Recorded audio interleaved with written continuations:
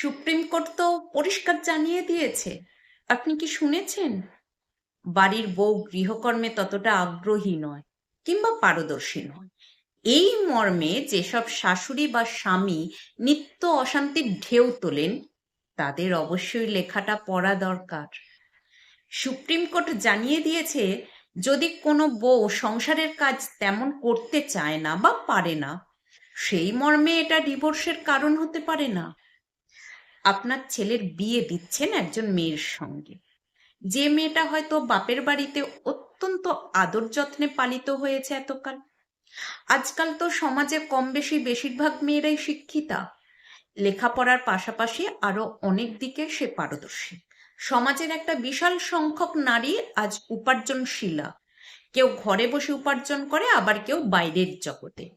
সাধারণভাবেই একজন উপার্জনশীল পুরুষ আর উপার্জনশীলা মহিলার মধ্যে কোনো তফাৎ বর্তমানে নেই। কাজের জন্য পুরুষ যেমন গৃহকর্ম দেখার সময় পায় না, ঠিক তেমনি একজন উপার্জনশীলা নারীর পক্ষেও গৃহকর্মে পর্যাপ্ত সময় দেওয়া সম্ভব নয়। এই সাধারণ সত্যটা অনেকেই বুঝেও না বোঝার ভান করে।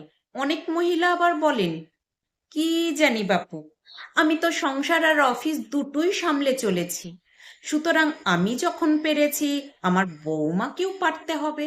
আবার অনেক শাশুড়িকেও বলতে শুনেছি, আমার ছেলেকে তো অফিস থেকে ফিরে এসে আবার এঁটো বাসন মাজতে হয়। বৌমার যদিও ওয়ার্ক ফ্রম হোম, অর্থাৎ বাড়িতে বসে অফিস করে বলেই বোধহয় শাশুড়ি মাতারা ভাবেন বউ ফাঁকায় বসে থাকে। এরপর আসে সমাজের সেই শ্রেণীর কথা যাদের অস্তিত্ব এখন চরম সংকটে। হ্যাঁ হ্যাঁ, আমি হোম মেকারদের কথা বলছি। একজন শিক্ষিতা মেয়ে যখন স্বেচ্ছায় গৃহবধূ হওয়ার বাসনা রাখে, তখন বুঝতে হয় মেয়েটি গৃহকর্ম ভালোবাসে। সে ভালোবাসে নতুন নতুন পদ রান্না করতে, সে ভালোবাসে ঘর গোছাতে। কিন্তু তার মানে এই নয় যে সে ভোর থেকে উঠে রাত অবধি খেটেই যাবে। তার ভালো লাগার কোনো ক্ষেত্র থাকবে না। তার গান করার নেশা, বই পড়ার অভ্যাস, এই সব শখগুলোকে বিসর্জন দিতে হবে শুধুমাত্র সে সংসারকে ভালোবেসে হাউসওয়াইফ হতে চেয়েছে বলে। সময় পাল্টাচ্ছে, মানসিকতা পাল্টাচ্ছে, ধ্যান ধারণা বদলাচ্ছে। যৌথ পরিবার ভেঙে আমরা নিউক্লিয়ার পরিবারের সদস্য। সুতরাং সেকেলে দাদু ঠাকুমা কিংবা মা কাকিমাদের যেভাবে দেখতে অভ্যস্ত ছিলেন আপনি, সেই কনসেপ্ট কিন্তু পাল্টাতে হবে।